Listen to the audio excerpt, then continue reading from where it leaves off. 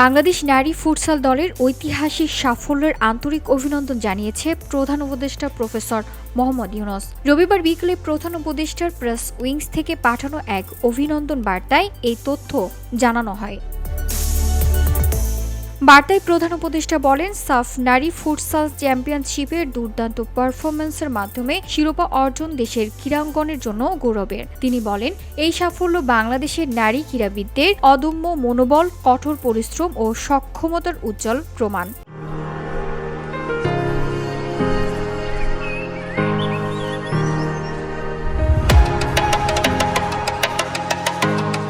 প্রধান উপদেষ্টা বিজয়ী দলের খেলোয়াড়, কোচিং স্টাফ এবং সংশ্লিষ্ট সবাইকে ধন্যবাদ জানিয়ে বলেন, এই অর্জন দেশের তরুণ প্রজন্মকে খেলাধুলায় আরও উৎসাহিত করবে এবং আন্তর্জাতিক অঙ্গনে বাংলাদেশের ভাবমূর্তি আরও উজ্জ্বল করবে। তিনি ভবিষ্যতেও নারী ক্রীড়াবিদদের ধারাবাহিক সাফল্য কামনা করেন।